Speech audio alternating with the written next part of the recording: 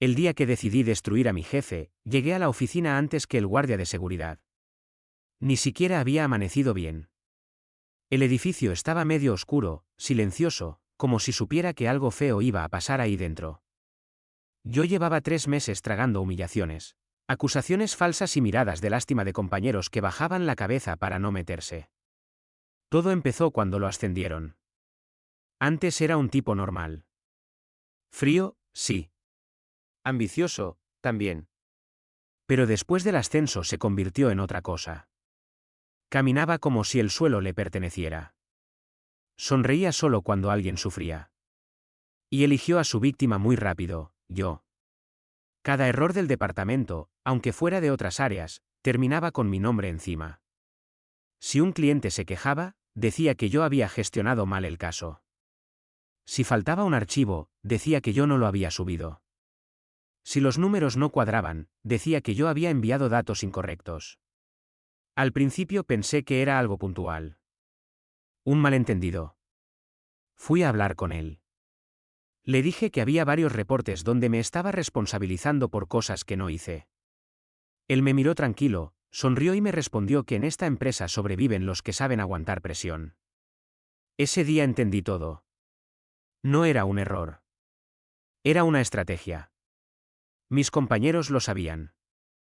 Algunos incluso me escribían por privado diciendo que lo sentían, que ellos habían visto quién cometió realmente cada fallo. Pero en reuniones nadie abría la boca. Uno me dijo que tenía 2 hijos. Otra me dijo que estaba pagando una hipoteca. Otro me dijo que no podía arriesgarse. Yo asentía, como si entendiera. Pero por dentro algo se iba rompiendo. Cada semana me llamaban de dirección para preguntarme qué estaba pasando con mi rendimiento. Cada semana tenía que escuchar frases como necesitamos más profesionalidad o quizá este puesto te queda grande. Y yo seguía diciendo sí, claro, lo revisaré. Pero mientras me humillaban, yo guardaba todo. Correos reenviados. Versiones editadas de documentos. Audios de reuniones. Registros de acceso al sistema. Mensajes donde él daba órdenes y luego negaba haberlas dado. Todo. No respondía. No discutía. No me defendía. Solo archivaba. El día del informe trimestral era importante. Iba a estar dirección completa, finanzas, recursos humanos y hasta el director regional conectado por videollamada. Mi jefe llevaba una semana diciendo que ese día se vería quién estaba frenando al departamento. Todos sabíamos a quién se refería. Llegué antes que nadie. Encendí mi ordenador. Metí un pendrive en el puerto USB y respiré despacio. A las 7:18 escuché la puerta abrirse. Era él. Se sorprendió al verme sentado tan temprano. Me preguntó si había venido a practicar mi disculpa. Le respondí que no, que había venido a asegurarme de que hoy sí se presentaran los datos correctos. Se quedó mirándome unos segundos. Después soltó una risa corta y me dijo que todavía no entendía cómo funcionaban las cosas. No le respondí. Entonces dejó su maletín sobre la mesa, abrió mi cajón, y sacó una carpeta roja que yo jamás había visto en mi vida. La levantó delante de mí y dijo que qué casualidad, acababa de encontrar documentos confidenciales robados de su despacho, se me heló la sangre. Durante un segundo pensé que todo estaba perdido. Él sonreía como alguien que llevaba semanas esperando ese momento. Agitó la carpeta delante de mi cara y dijo que ahora sí iba a entender lo que pasa cuando juegas con la gente equivocada. Me levanté despacio. Le pregunté de dónde había sacado eso. Me respondió que daba igual. Lo único importante era dónde lo había encontrado. En mi cajón. Después me dijo que cuando llegara a dirección, iba a entregar personalmente esa carpeta y pedir una auditoría completa sobre mí. Me acerqué un paso más. Le dije que abriera la carpeta. Su sonrisa se movió apenas. Me preguntó si estaba nervioso. Le repetí que la abriera. La abrió con seguridad. Sacó los papeles. Miró la primera hoja. Luego la segunda. Luego la tercera. Y por primera vez en meses dejó de sonreír. No eran documentos robados. Eran copias impresas de correos suyos. Instrucciones suyas. Órdenes firmadas por él. Mensajes donde culpaba a empleados inocentes. Cambios de cifras. Solicitudes para borrar rastros. Incluso había una conversación donde decía literalmente que necesitaba un responsable sacrificeable para proteger la imagen del área. Me miró furioso. Me preguntó qué clase de juego era ese. Le respondí que el suyo. Solo que yo había aprendido rápido. Me dijo que eso no probaba nada. Le dije que la carpeta no era para probar nada. Era para ver si seguía cayendo en sus propias trampas. Dio un paso hacia mí y bajó la voz. Me dijo que si no cerraba la boca, me iba a arrepentir toda la vida. Justo en ese momento se abrió la puerta otra vez. Entraron dos compañeros. Nos vieron frente a frente. Vieron la carpeta abierta. Vieron su cara desencajada. Él cambió de expresión en un segundo y dijo que estábamos revisando documentación urgente. Los compañeros asintieron en silencio. Como siempre. Pero uno de ellos me miró distinto. Nervioso. ¿En qué? Como si supiera que algo ya se había roto. A las 8 empezó a llegar todo el mundo. La oficina se llenó de teclados, cafés y susurros. Nadie hablaba fuerte. Se notaba tensión. Todos sabían que la reunión trimestral iba a ser una ejecución pública. Solo no sabían de quién. Mi jefe caminaba por el pasillo saludando con una calma falsa. Cada tanto se acercaba a alguien y le hablaba al oído. Yo veía cómo algunos asentían sin mirarlo a los ojos. Estaba alineando versiones. Preparando testigos. Lo había hecho antes. A las 8:30 me llamó a su despacho. Entré. Cerró la puerta. Se sentó muy despacio. Me dijo que todavía podía salvarme. Le pregunté de qué. Me respondió que de mí mismo. Me ofreció una salida elegante. Renunciar ese mismo día. Sin escándalo. Sin manchar mi historial. Incluso dijo que podía darme una carta de recomendación. Casi me reí. Le dije que era generoso de su parte. Me respondió que no confundiera generosidad con última oportunidad. Entonces saqué el móvil y lo puse sobre la mesa. Le mostré la pantalla. Era una grabación en curso. Se puso blanco. Le dije que repitiera lo de la recomendación, que sonaba interesante. Saltó de la silla y me exigió apagar eso. Le respondí que tranquilo, no hacía falta. Ya tenía cosas peores. Salí sin pedir permiso. Cuando llegué a mi mesa vi algo raro. La compañera de finanzas, la que nunca hablaba con nadie, dejó una memoria USB sobre mi teclado y siguió caminando sin mirarme. La agarré. No dijo una palabra. La conecté. Había archivos de conciliaciones internas. Fechas. Cambios manuales. Descuadres corregidos a última hora desde la cuenta de administrador temporal que usaba mi jefe. Sentí un golpe en el pecho. No era solo acoso laboral. Había manipulación financiera. Miré alrededor buscando a la compañera. Ya no estaba. A las 9 en punto comenzó la reunión. Sala grande. Pantalla encendida. Dirección sentada al fondo. Recursos humanos tomando notas. El director regional conectado desde otra ciudad. Mi jefe empezó presentando resultados con voz firme. Sonrisas medidas. Gráficos limpios. Todo perfecto. Luego llegó la diapositiva que yo esperaba. Apareció un listado de errores operativos del trimestre. Y al lado de casi todos, mi nombre. Algunas personas agacharon la mirada. Otras fingieron sorpresa. Él suspiró como actor premiado y dijo que lamentablemente había intentado formar talento interno, pero ciertas personas no estaban preparadas para la exigencia. Después dijo mi nombre completo. Me pidió que me pusiera de pie. ¿Lo hice? Me preguntó si quería explicar mis fallos delante de todos o prefería hablar luego con recursos humanos. Hubo un silencio horrible. Sentí 30 ojos encima. Y entonces respondí que prefería explicar los suyos primero. Nadie respiró. Él sonrió tenso y dijo que entendía mi frustración. Le pedí cambiar de ordenador al proyector solo 5 minutos. Me dijo que no era el momento para dramas. El director regional habló desde la pantalla y preguntó por qué no permitirlo. Mi jefe dudó. Ese segundo lo delató. Al final dijo claro, adelante. Conecté mi portátil. Abrí una carpeta llamada Informe Final. Lo primero que puse fue un correo suyo en pantalla gigante. Fecha. Hora.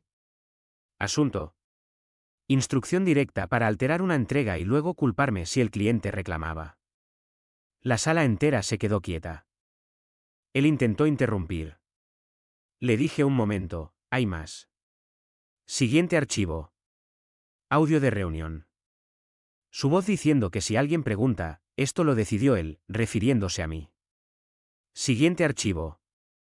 Registro del sistema mostrando que una cifra fue cambiada desde su usuario minutos antes de culpar a mi equipo. Siguiente archivo. Captura de mensaje donde escribía que necesitaba limpiar la plantilla de gente que hace demasiadas preguntas. Ya no había murmullos. Solo silencio. Él gritó que todo estaba sacado de contexto. Le respondí que perfecto, entonces pondría contexto. Abrí la carpeta de finanzas que me habían dejado esa mañana. Vi a la compañera de finanzas al fondo, inmóvil. Proyecté los movimientos. Ajustes manuales sin respaldo. Correcciones hechas después del cierre. Accesos vinculados a credenciales autorizadas por él. El director regional dejó de sonreír. Recursos humanos dejó de escribir y empezó a teclear frenéticamente. Mi jefe empezó a sudar. Dijo que yo había hackeado sistemas. Dijo que era un montaje. Dijo que estaba resentido por bajo rendimiento. Entonces pasó algo que nadie esperaba. Uno de mis compañeros se levantó. El mismo que siempre decía que tenía 2 hijos y no podía arriesgarse. Con la voz temblando dijo que quería declarar algo. Todos lo miraron. Dijo que él recibió órdenes directas para modificar reportes y culparme. Después se levantó otra compañera. Luego otro más. Uno por uno. Como fichas cayendo. Meses de miedo explotando en 5 minutos. Algunos lloraban de rabia mientras hablaban. Otros apenas podían sostener la voz. Mi jefe empezó a gritar que eran unos traidores. El director regional ordenó cortar su micrófono de sala. Seguridad apareció en la puerta. Y yo todavía no había mostrado lo último, todos pensaban que ya había terminado. Que lo habían destruido ahí mismo. Que peor no podía ponerse. Pero yo sabía que lo más grave todavía no había salido a la luz. Miré al director regional en la pantalla y le dije que antes de cerrar la reunión faltaba una pieza importante. Mi jefe, ya rojo de furia, me gritó que me callara de una vez. Seguridad se acercó a él. Intentó soltarse. Señalándome dijo que yo estaba manipulando a todos. Nadie lo escuchaba ya. Abrí la última carpeta. La había guardado separada por una razón. Incluso yo dudé durante semanas si mostrarla. Porque después de eso no habría vuelta atrás para nadie. En la pantalla apareció una hoja escaneada. Era una denuncia interna anónima de hacía 7 meses. Recursos Humanos la reconoció al instante. Vi cómo una de las responsables cambió la cara. Mi jefe sonrió de nuevo. Pensó que eso lo ayudaba. Dijo que esa denuncia lo exoneraba. Que ya se había investigado todo. Le respondí que pasara a la segunda página. No existía segunda página en el expediente oficial. Pero sí en mi copia. La proyecté. Era la continuación desaparecida del documento. Allí el denunciante explicaba con nombres, fechas y correos cómo se manipulaban reportes y cómo se destruían pruebas. También decía algo peor. Que alguien de Recursos Humanos había avisado al jefe antes de iniciar la investigación. La sala explotó en murmullos. La responsable de Recursos Humanos se puso de pie de golpe. Dijo que eso era falso. Le pregunté si también era falso su correo enviado a las 10:14 del mismo día. Abrí otro archivo. Ahí estaba. Asunto. Para que estés preparado mañana. Contenido. Tenemos una queja interna. Borra cualquier material sensible y hablamos temprano. El silencio que vino después fue más duro que cualquier grito. Mi jefe se quedó inmóvil. La mujer de recursos humanos parecía que iba a desmayarse. El director regional pidió que nadie saliera de la sala. Ordenó auditoría inmediata. Ordenó bloquear accesos. Ordenó preservar equipos. Yo respiré hondo por primera vez en meses. Pero entonces mi jefe hizo algo que nadie esperaba. Empezó a reírse. No una risa nerviosa. Una risa tranquila. ¿Lenta? Miró a todos uno por uno y dijo que eran unos ingenuos. Dijo que si él caía, no caería solo. Después me miró directo y dijo que especialmente yo iba a hundirme con él. Sentí un vacío en el estómago. Le pregunté de qué hablaba. Me respondió que revisara mi correo personal. Yo no entendía nada. Saqué el móvil. Tenía 15 mensajes nuevos. El primero era de mi hermana. Decía llámame urgente. El segundo era de un amigo. Decía que está pasando contigo en redes. Abrí una publicación. Se me fue el aire. Habían filtrado supuestos documentos donde parecía que yo cobraba dinero de proveedores. Había capturas falsas. Conversaciones editadas. Mi foto. Mi nombre completo. Incluso mi dirección antigua. Me temblaron las manos. Él seguía sonriendo. Me dijo que mientras yo jugaba al héroe, otros habían trabajado. Entendí entonces que no improvisaba nunca. Siempre tenía un plan B. Y quizá un plan C. El director regional preguntó qué ocurría. No pude hablar al instante. Le mostré el móvil. La sala cambió de energía otra vez. Algunos me miraron con duda. Otros con miedo. Justo lo que él quería. Sembrar barro suficiente para que nadie supiera qué creer. Mi jefe dijo que ahí tenían al verdadero manipulador. Que yo llevaba meses robando y que por eso estaba desesperado. Seguridad volvió a sujetarlo porque empezó a señalarme y acercarse. Yo me forcé a respirar. Si me quebraba, ganaba. Si reaccionaba con rabia, ganaba. Entonces recordé algo. Semanas antes, sospechando que preparaba algo, había configurado una copia automática de toda actividad extraña que mencionara mi nombre en servidores internos y cuentas compartidas. Corrí al portátil. Abrí otra carpeta que no pensaba usar ese día. Registro de envíos masivos desde una cuenta tercerizada. Contratación de una agencia externa de reputación digital. Factura aprobada con código de presupuesto del departamento de mi jefe. Fecha de ayer.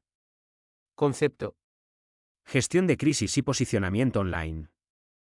Adjunté la orden firmada digitalmente. Su firma. Esta vez ya nadie dudó. La responsable financiera pidió ver el código de autorización. Coincidía. La compañera de finanzas habló por primera vez en voz alta. Dijo que ella vio esa factura y la marcaron como confidencial. Mi jefe dejó de sonreír. Solo por un segundo. Luego volvió a ponerse frío. Dijo que podían inventar cualquier cosa. Entonces la puerta se abrió de golpe. Entró alguien que yo no esperaba ver jamás allí. Era Martín. Es jefe del área. El hombre que renunció 6 meses antes sin dar explicaciones. Venía acompañado por personal legal externo. Nadie entendía nada. Martín me miró y asintió apenas. Luego dijo que llevaba meses colaborando con una investigación privada iniciada por la matriz. Que sospechaban irregularidades graves desde antes del ascenso. Que por eso se fue. Porque no quiso firmar ciertos movimientos. Mi jefe perdió color de inmediato. Martín dejó una caja sobre la mesa. Dentro había discos duros, copias notarizadas y un cuaderno negro. Dijo que ese cuaderno lo escribía mi jefe a mano cuando creía que nadie lo veía. Ahí apuntaba pagos, favores y nombres de empleados útiles o prescindibles. Abrieron una página al azar. Leí mi nombre. Al lado decía: cargar errores hasta forzar salida. Se me encogió el pecho. Otra página tenía nombres de compañeros con notas como manipulable, miedo hipoteca, leal por necesidad. Varias personas empezaron a llorar. No de tristeza. De humillación. De rabia vieja. Mi jefe intentó abalanzarse sobre la caja. Seguridad lo inmovilizó contra la pared. Gritaba que Martín era un fracasado resentido. Martín ni lo miró. El director regional canceló la reunión y ordenó que todos permanecieran disponibles para entrevistas individuales. Después me pidió que me quedara. La gente salió lenta, en shock. Algunos me tocaban el hombro al pasar. Otros no podían sostenerme la mirada. La compañera de finanzas se acercó y me dijo perdón por tardar tanto. Le respondí que llegó cuando tenía que llegar. Cuando por fin quedamos pocos en la sala, pensé que al fin había terminado. Pero el director regional cerró la puerta, se sentó frente a mí y dijo una frase que me dejó helado. Me alegra que hayas hablado. Ahora necesito que me expliques por qué tu nombre aparece también en transferencias reales de dinero. Sentí que el suelo desaparecía. Después de todo lo que acababa de pasar, esa frase me golpeó más fuerte que cualquier humillación anterior.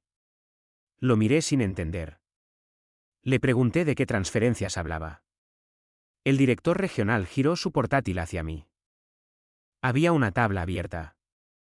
Fechas. Importes. 4 pagos realizados en los últimos 5 meses. El beneficiario aparecía con mi nombre completo. Mi documento. Incluso una cuenta bancaria terminada en los últimos 4 dígitos correctos. Me quedé helado. Le dije que yo jamás había recibido ese dinero. Él respondió que esperaba exactamente esa reacción. Luego añadió que por eso quería hablar a puerta cerrada antes de llamar a la policía interna de la compañía. Sentí rabia. Pero también miedo real. Porque aquello estaba bien hecho. Demasiado bien hecho. Le pedí revisar cada detalle. Me dejó sentarme frente al portátil. Miré los movimientos uno por uno. Las cantidades eran extrañas. No enormes. Suficientes para parecer sobornos creíbles. Pagos discretos. Inteligentes. Fechas coincidiendo con decisiones importantes del departamento.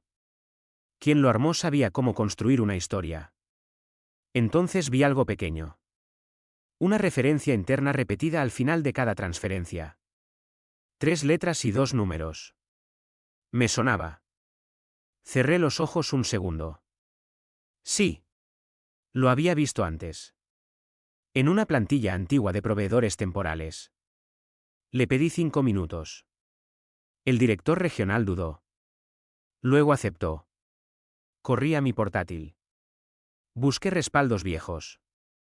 Archivos enterrados en carpetas de hace más de un año. ¿Lo encontré? Aquella referencia no identificaba al receptor. Identificaba al aprobador manual. Era un código heredado de un sistema viejo.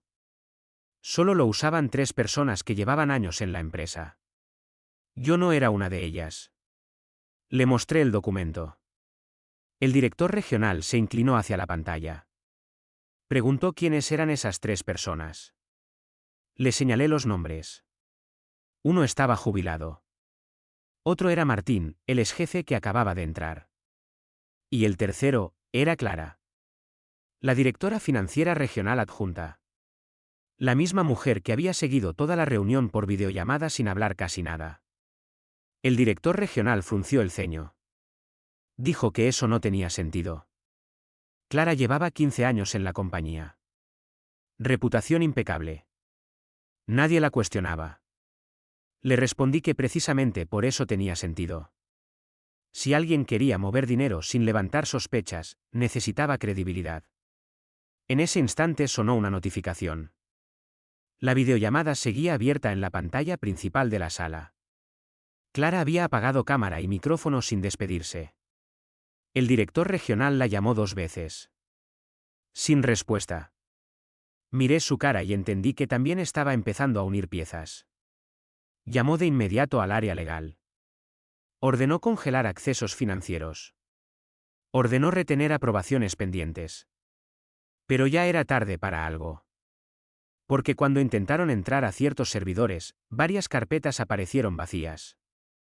Alguien estaba borrando en tiempo real. Salimos casi corriendo hacia el piso de finanzas. Gente entrando y saliendo. Teléfono sonando. Nadie entendía nada. La compañera de finanzas me vio y dijo que Clara acababa de pedir acceso remoto urgente hacía 10 minutos. Luego desapareció de la llamada. Entramos a una oficina lateral donde estaba el equipo de control interno. Pantallas llenas de alertas. Un analista dijo que estaban eliminando respaldos selectivos desde una VPN externa. Pregunté desde qué usuario. Respondió un nombre que me dejó frío. ¿El mío? Mi cuenta corporativa estaba conectada desde otra ubicación. Mi jefe había intentado hundirme, sí. Pero alguien más había construido una trampa mucho más grande. El director regional me miró duro. Le dije que revisaran el historial de inicios de sesión. El analista confirmó algo clave. Mi cuenta estaba activa en otra ciudad mientras yo estaba físicamente fichando entrada en oficina. Coartada técnica perfecta. Empezaron a creerme de nuevo. Pedí revisar cámaras del día en que se cambió mi contraseña meses atrás. Tardaron poco en encontrarlas. En el vídeo aparecía una persona entrando a soporte con autorización ejecutiva. Gorra, gafas, mascarilla.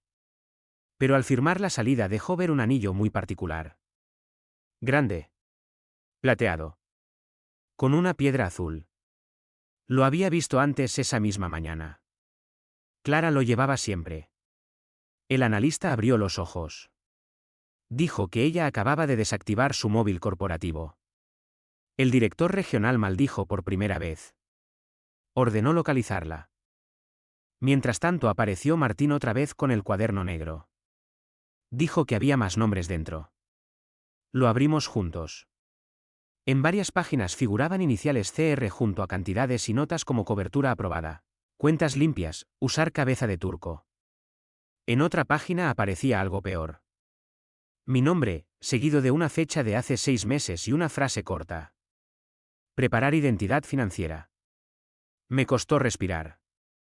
Eso significaba que me eligieron como chivo expiatorio mucho antes de que empezaran a culparme por errores. Todo había sido planificado. Mi jefe me usó para las operaciones diarias. Clara me usó para cubrir dinero. 2 depredadores distintos sobre la misma víctima. Sentí una mezcla de asco y furia difícil de describir. Pero todavía faltaba otro golpe. Uno de los técnicos dijo que habían recuperado parte de una carpeta borrada. Entre los archivos había escaneos de documentos personales míos. DNI. Nóminas antiguas. Firma digitalizada. Papeles que solo recursos humanos debía custodiar. Eso conectaba a la otra cómplice despedazada en silencio durante la reunión. No era una persona corrupta ayudando a otra. Era una red. Recursos humanos filtrando datos. Finanzas moviendo dinero. Mi jefe fabricando narrativa interna. Y yo en medio, diseñado para caer cuando explotara todo. El director regional se sentó unos segundos como si le faltara aire. Luego me pidió algo inesperado. Me pidió ayuda. Dijo que yo entendía mejor que nadie cómo habían operado desde dentro. Que necesitaban reconstruir meses de movimientos antes de que destruyeran más pruebas. Asentí sin pensar. Pasé las siguientes horas con auditores, técnicos y abogados. Revisamos accesos. Correos. Aprobaciones. Descubrimos proveedores fantasma. Contratos inflados. Bonificaciones desviadas. Cada capa llevaba a otra peor. Ya era de noche cuando sonó el teléfono del director regional. Escuchó en silencio. Después colgó y me miró. Habían localizado el coche de Clara en un estacionamiento del aeropuerto. Vacío. Vuelo internacional comprado 1 hora antes con escala en Lisboa. No había embarcado con su nombre real. Martín golpeó la mesa. Dijo que si salía del país, parte del dinero desaparecía para siempre. Todos empezaron a moverse otra vez. Pero yo me quedé mirando una cosa concreta en la pantalla. Una última transferencia programada para ejecutarse a medianoche. Cantidad enorme. Destino desconocido. Autorización pendiente con doble firma. Una ya estaba puesta. La de Clara. La segunda, aparecía asignada automáticamente a mi jefe, que en ese momento estaba retenido en una sala de seguridad del edificio. Y faltaban menos de 2 horas para medianoche, miré la pantalla y sentí una presión brutal en el pecho. Si esa transferencia salía, una parte enorme del dinero desaparecería para siempre. Le señalé al director regional la hora límite. Faltaban 1 hora y 47 minutos. Él llamó al equipo bancario interno. Nadie contestaba. Era viernes por la noche. Escaló la llamada a emergencias corporativas. Tardaban demasiado. El sistema mostraba algo peor. La segunda firma no necesitaba presencia física. Bastaba con credenciales válidas y un token remoto. Pregunté dónde estaba mi jefe. Dijeron que retenido en una sala del piso 3, vigilado por seguridad. Corrimos hacia allí. Cuando llegamos, la puerta estaba abierta. El guardia en el suelo, consciente pero mareado. Mi jefe había desaparecido. El director regional gritó pidiendo cierre de accesos. Ascensores bloqueados. Salidas controladas. Yo miré al guardia. Le pregunté qué pasó.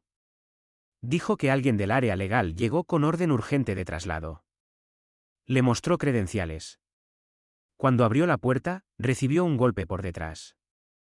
No había sido mi jefe solo. Tenía ayuda dentro del edificio.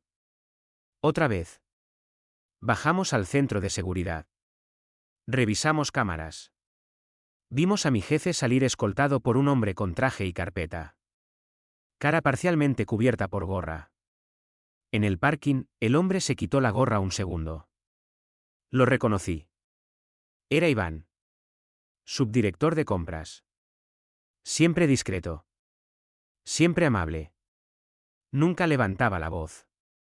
En el cuaderno negro también aparecían sus iniciales varias veces. Nadie le había prestado atención. El director regional apretó los dientes. Ya no era una red pequeña. Era media estructura contaminada. Ordenó localizar el coche. Mientras tanto, yo seguía pensando en la transferencia. Pedí volver a sistemas. Algo no cuadraba. Si huían, ¿por qué dejar una operación programada tan visible? Llegamos al área técnica. Un analista dijo que la orden seguía pendiente. No se había firmado. Pedí abrir el flujo detallado. Había una ruta secundaria de aprobación automática por contingencia si el segundo firmante no respondía en 90 minutos. El suplente designado aparecía en pantalla. Casi me reí de la rabia. Era el director regional.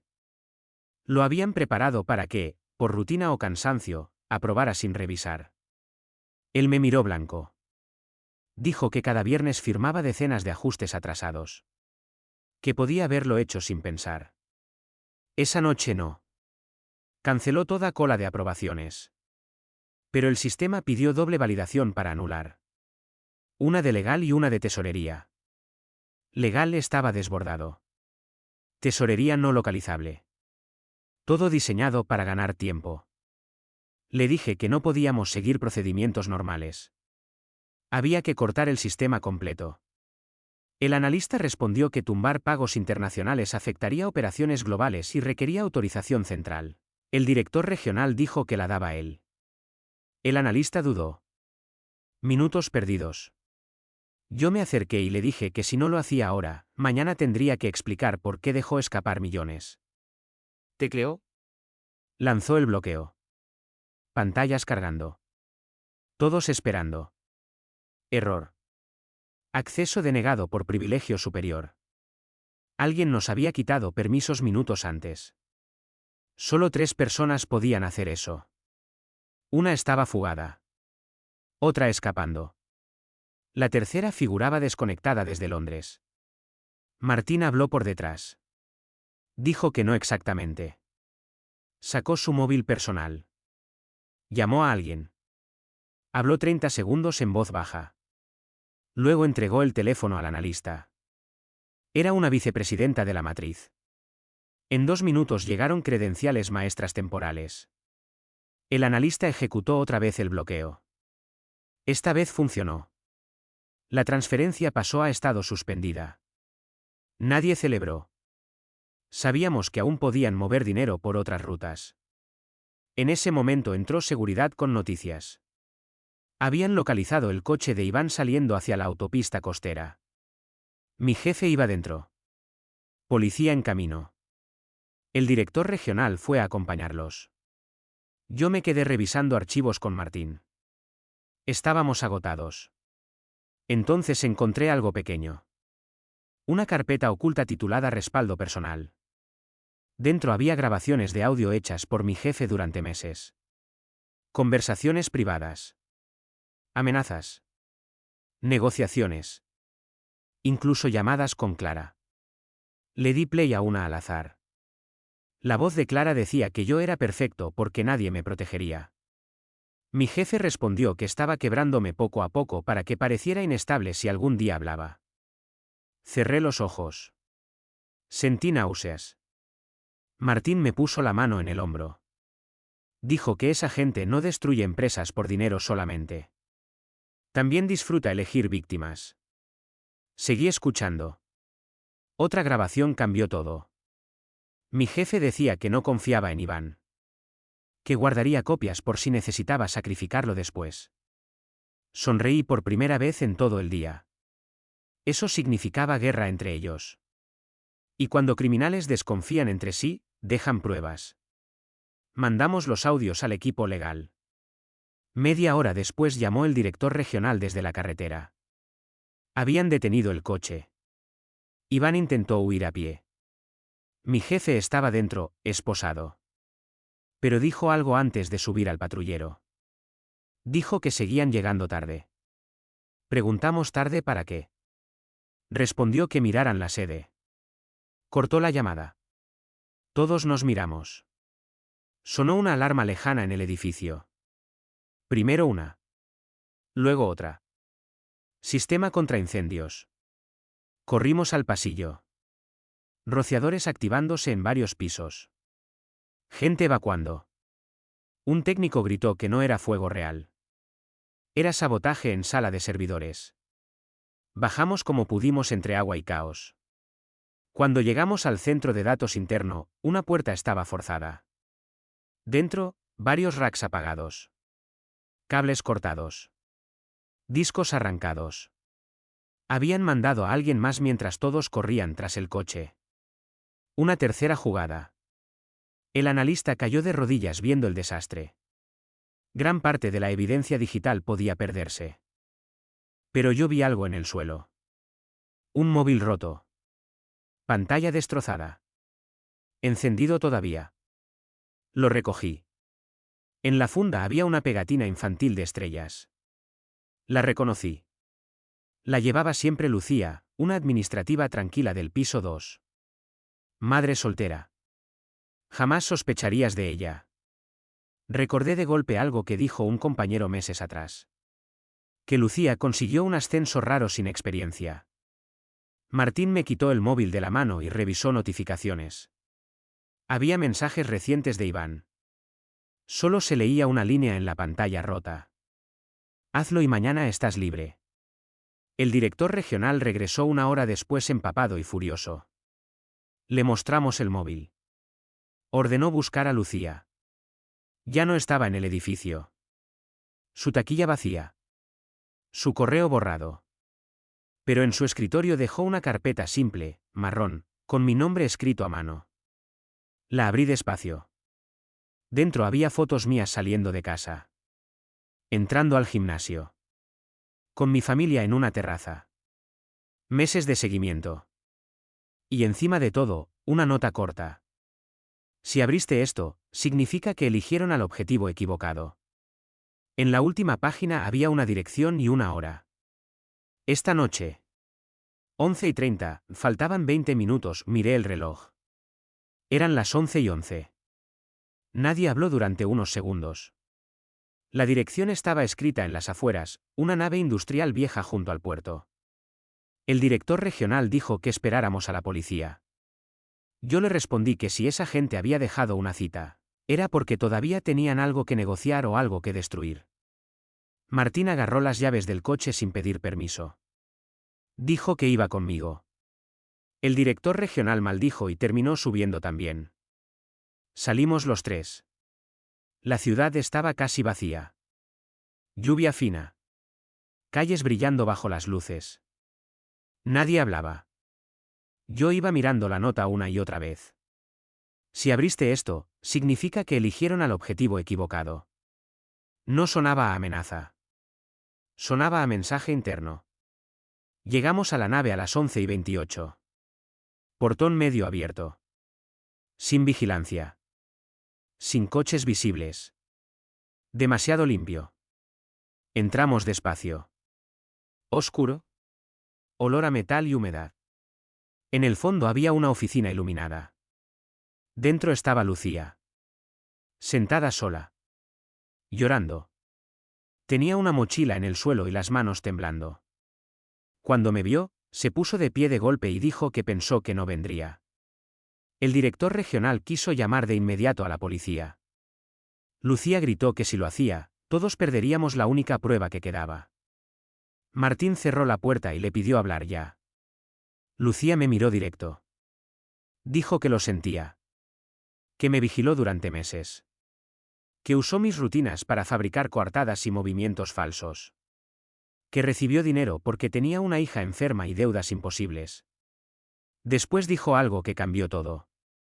Dijo que quiso salirse hace 2 semanas. Y que cuando intentó hacerlo, Clara amenazó con arruinarle la vida y quitarle a su hija con denuncias falsas. La rabia que sentí no era simple. Era cansancio mezclado con pena. Le pregunté por qué dejar la nota. Respondió que porque hoy escuchó que me iban a cargar también el sabotaje de servidores. Que ya no podía más. Abrió la mochila. Sacó un portátil pequeño y 2 discos externos. Dijo que Clara guardaba copias fuera de la empresa.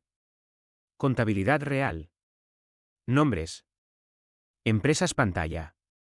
Pagos a empleados comprados. Todo. El director regional dio un paso adelante. Lucía levantó la mano y dijo que faltaba algo más. Miró detrás de mí y susurró cuidado. Escuché un clic metálico. Me giré. Mi jefe estaba en la puerta con un arma eléctrica en la mano y una sonrisa rota en la cara. Empapado por la lluvia. Sangre seca en la ceja. Había escapado del traslado. Nos dijo que siempre llegábamos tarde. Que Lucía era una sentimental inútil. Le pidió los discos. Ella retrocedió. Martín se puso delante. Mi jefe levantó el arma y dijo que se apartara. Yo lo miré y por primera vez no sentí miedo. Solo asco. Le pregunté si de verdad pensaba salir de ahí. Respondió que la gente como él siempre sale. Dio un paso más. Entonces sonó otra voz desde la oscuridad. No hoy. Se encendieron luces laterales. ¿Policía? Varias unidades entrando por puertas traseras. El director regional me miró sorprendido. Yo también. Lucía había llamado antes de entrar. Mi jefe intentó correr. Un agente lo tiró al suelo en segundos. Gritaba como un animal herido. Insultaba a todos. Decía nombres. Amenazaba con hundir a medio país. Nadie lo escuchaba ya. Lucía cayó sentada llorando. La policía tomó los discos, el portátil y el arma. Uno de los agentes pidió identificación a Martín. Él sonrió cansado y entregó una credencial distinta. No era exjefe solamente. Llevaba meses colaborando formalmente con delitos corporativos. Por eso había desaparecido. Por eso sabía tanto. Me quedé mirándolo.